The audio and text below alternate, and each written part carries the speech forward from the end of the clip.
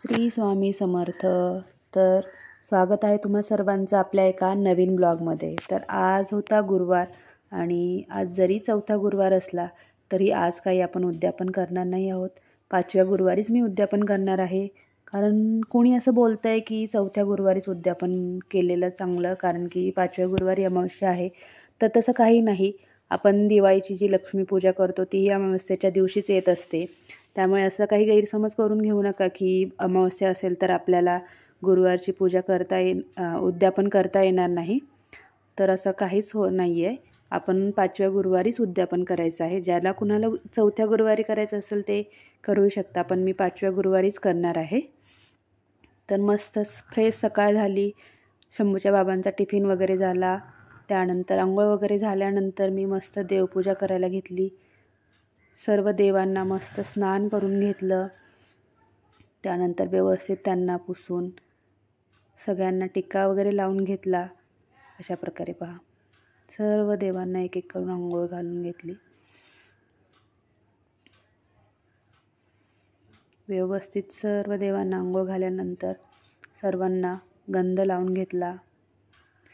जे आपले देव आहेत त्यांना मी अष्टगंध लावून घेते सर्वप्रथम आणि चंदनचा टिकाही देत असते. आणि देवींना मी हळदी कुंकू लावून घेत असते. हे बघा, देवपूजा केली की एकदम दिवस असा छान जातो. जेव्हा कधी आपल्या घरात दिवा लागतो आणि दिव्याच्या प्रकाशाने एकदम सर्व पॉझिटिव्हिटी घरामध्ये पसरत असते. त्यामुळे दिवसाची सुरुवात झाली, सगळी कामं वगैरे आवरली की मगच मी पूजेला लागत असते. त्यामुळे निवांत अशी पूजा करता येते आणि पूजेला आपल्याला वेळही व्यवस्थित देता येतो आणि शांततेत सगळी पूजा होते. हे बघा, अशा प्रकारे सर्व पूजा मी आधी व्यवस्थित करून घेतली. आणि मी गुरुवारच्या दिवशी सकाळीच घर वगैरे व्यवस्थित साफ करत असते.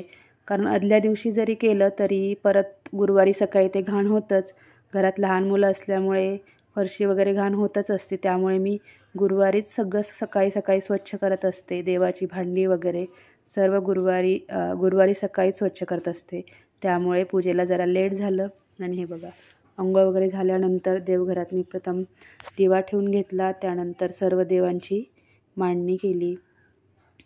देवघर छोटं असल्यामुळे मांडणी करायला जरा वेळच लागतो. सगळं व्यवस्थित ॲडजस्ट करून ठेवावं लागतं. नैवेद्य वगैरे आपलं जे तारक मंत्राचं पाणी वगैरे मी ठेवत असते, त्याला जागा थोडीशी कमी पडते. त्यामुळे मांडणी करताना थोडासा वेळच लागतो. व्यवस्थित सगळं बघून मांडणी करायला लागते. हे पहा, किती छान आणि प्रसन्न वाटते दिवा लावल्यानंतर.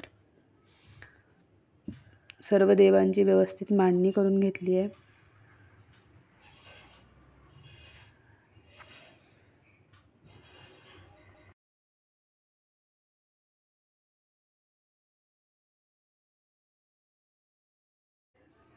व्यवस्थित देवांची मांडणी करून झाल्यानंतर मी काढून घेतली छानपैकी रांगोळी. त्यात मी मस्त स्वस्तिकचा छाप काढलेला आहे आणि त्यामध्ये छान कलर भरून एकदम छान वाटतं. मी इथंच देवघराचा जो ड्रावर आपला असतो दिवा ठेवायचा, त्यावरच मी रांगोळी काढत असते. आणि दिवा मी आतल्या साईडला ठेवते, कारण मला समोर देवांसमोर रांगोळी काढायला खूप आवडतं. आणि रांगोळीने आणखी छान वाटतं आपलं देवघर. हे बघा, अशा प्रकारे मस्त रांगोळी काढून घेतली.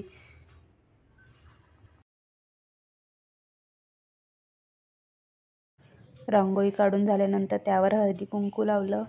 त्यानंतर जो माझ्याकडे साईबाबांचा जो फोटो आहे त्याला मस्त पुसून वगैरे घेतलं. चंदनचा टिका लावला साईबाबांना. त्यावर अष्टगंध लावला आणि हे बघा, धूप वगैरे लावून घेतलं. त्यानंतर फुलं ठेवली देवांना आणि मस्त असं छान देवपूजा झाली माझी.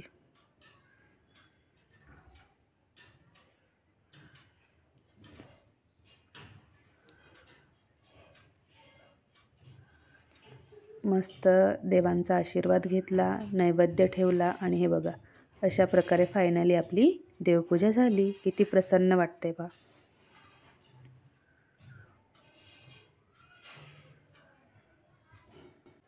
देवपूजा वगैरे करून झाल्यानंतर मी आपल्या दारावरती स्वस्तिक काढून घेतलं.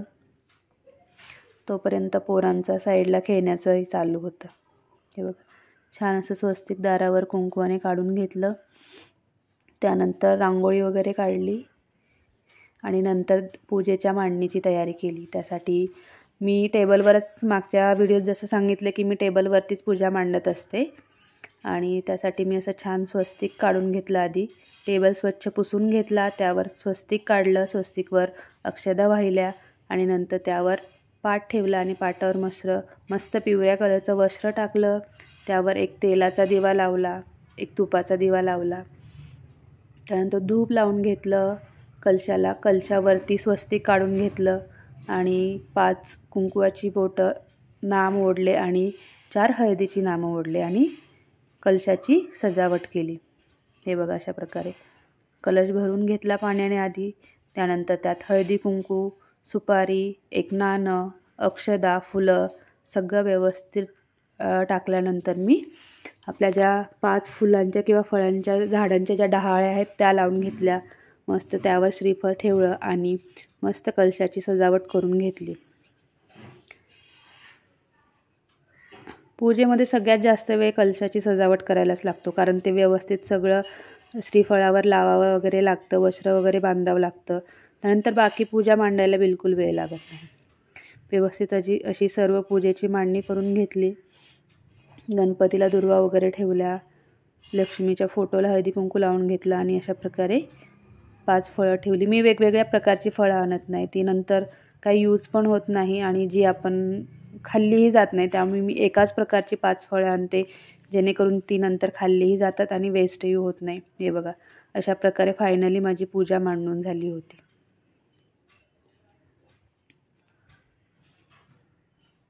मस्त अशी पूजा मांडून झाली होती आणि त्यानंतर संध्याकाळचा आशीर्वाद घेतला.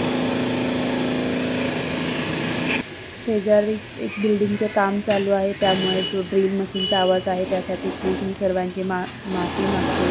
त्यांचं काम तर आपण थांबवू शकत नाही आणि आपलंही काम आपण थांबवू शकत नाही, त्यामुळे तो आवाज थोडासा इग्नोर करा आणि त्यासाठी सॉरी.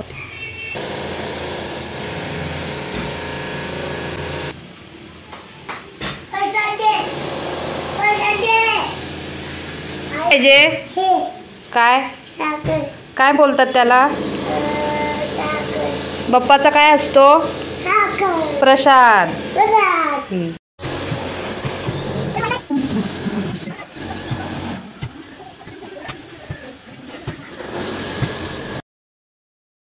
सकाळी मस्त देवपूजा मांडून झाली होती आणि त्यानंतर संध्याकाळचं रुटीन.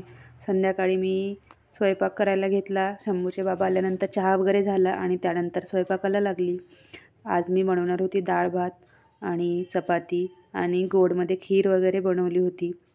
त्यासाठी मस्त आधी कुकर लावून घेतला, त्यानंतर लगेचच पीठ मळून घेतलं. अर्धा स्वयंपाक मी आधी करून घेतला आणि त्यानंतर पूजेसाठी मी कथा वगैरे वाचून घेतली, आरती वगैरे नंतर करून घेतली आणि त्यानंतर काही राहिलेला स्वयंपाक करून घेतला. त्यामध्ये आधी हे बघा पीठ मळून ठेवलं, कुकर लावून ठेवला आणि डाळीला फोडणी वगैरे देण्यासाठी तयारी करून घेतली. हे बघा टोमॅटो, मिरच्या वगैरे, कोथिंबीर वगैरे सर्व मी कट करून ठेवलं, जेणेकरून पूजा झाल्यानंतर पटपट परत स्वयंपाक करता येईल.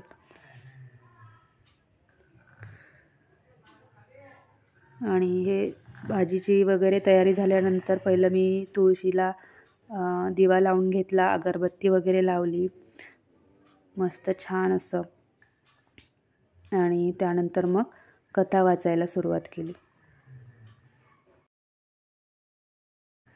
परत मी सर्व पूजा हळदी कुंकू वगैरे कलशाला, महालक्ष्मीला वगैरे हळदी कुंकू लावून घेतलं आणि त्यानंतर बसली मी कथा वाचायला.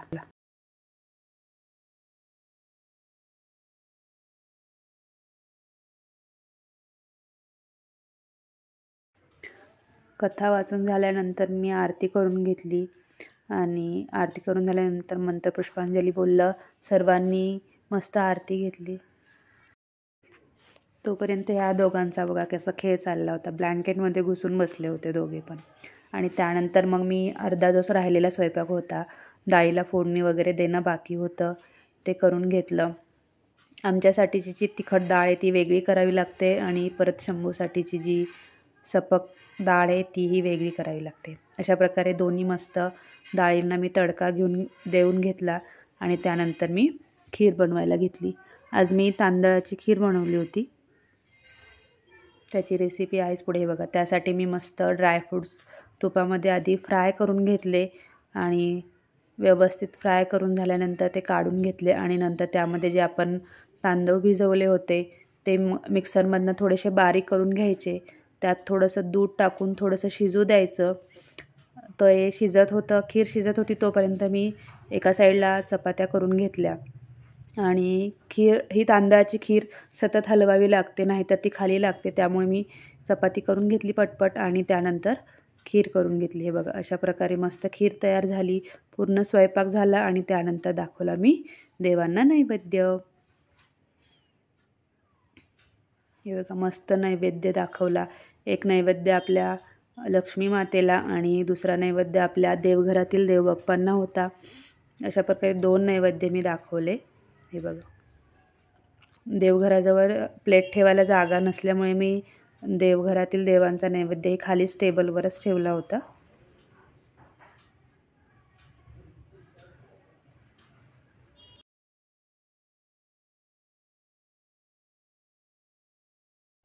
नैवेद्य दाखवून झाल्यानंतर जरा वेळाने आम्ही उपवास सोडायला बसलो. जेवण वगैरे झाल्यानंतर शंभूला बाबांनी वाफ दिली आणि नंतर सर्व आम्ही झोपून गेलो. तर आजचा व्हिडिओ जर तुम्हाला आवडला असेल तर प्लीज व्हिडिओला लाईक करा आणि ज्यांनी कोणी आत्तापर्यंत चॅनलला सबस्क्राईब केलं नसेल त्यांनी प्लीज चॅनलला सबस्क्राईब करा. श्री स्वामी समर्थ.